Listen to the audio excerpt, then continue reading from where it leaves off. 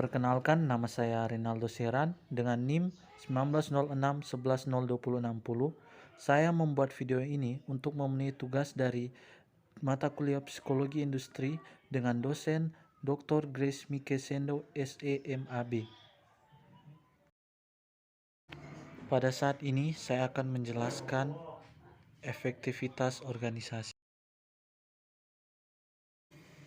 Konsep efektivitas sesungguhnya merupakan suatu konsep yang luas, mencakup berbagai faktor di dalam maupun di luar organisasi.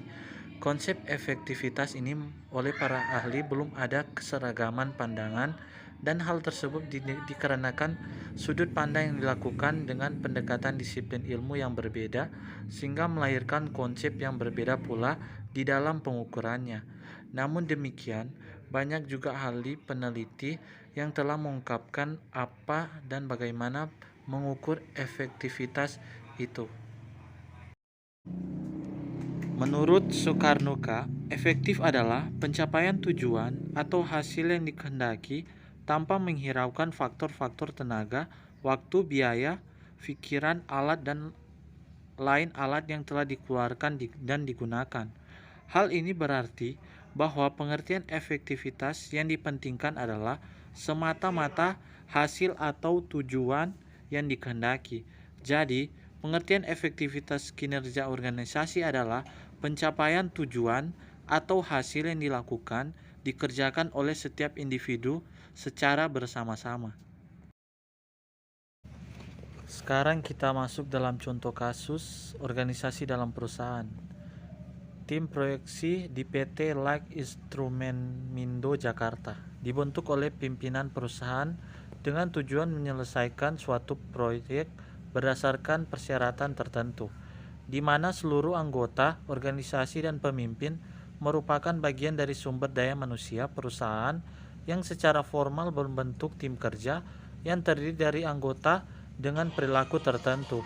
Perilaku anggota tim akan membentuk karakteristik tim yang akan menentukan efektivitas organisasi melalui efektivitas internal tim, yaitu suatu proses yang berhubungan dengan suasana kerja dalam tim.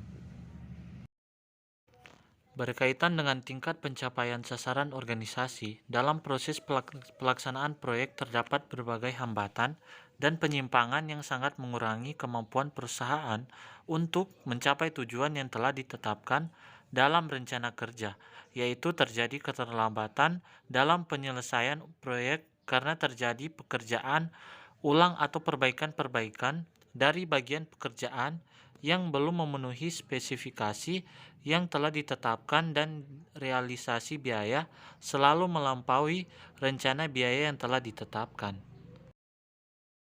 Hasil studi lapangan bahwa ketidakjelasan tujuan tim V1, kurangnya kerjasama antara anggota tim V3, kepemimpinan yang kurang baik V5, dan kurang saling memberi informasi tim V7 merupakan faktor yang menghambat ketiga tim tersebut.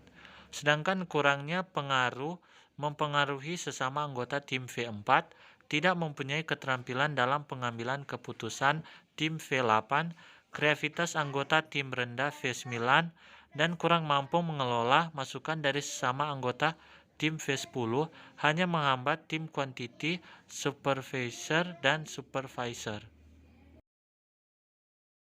Tim proyek di PT Like Instrumenindo Jakarta dibentuk oleh pimpinan perusahaan dengan tujuan menyelesaikan suatu proyek berdasarkan persyaratan tertentu, di mana seluruh anggota organisasi dan pemimpinnya merupakan bagian dari sumber daya manusia perusahaan yang secara formal membentuk tim kerja yang terdiri dari anggota dengan perilaku tertentu. Dengan suasana kerja yang sesuai dengan harapan, anggota tim akan meningkatkan kemampuan dalam pencapaian sasaran organisasi. Sekarang kita masuk ke dalam penyebabnya.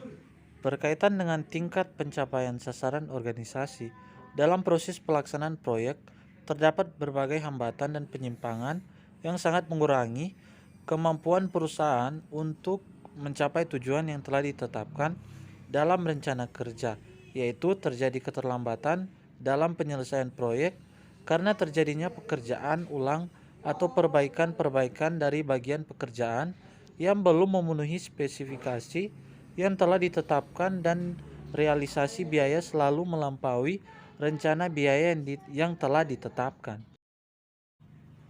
Yang bertanggung jawab dalam kasus ini menurut saya adalah yang harus bertanggung jawab adalah manajer dari perusahaan tersebut, karena kurang mengontrol kinerja dari pekerjaan bawahannya.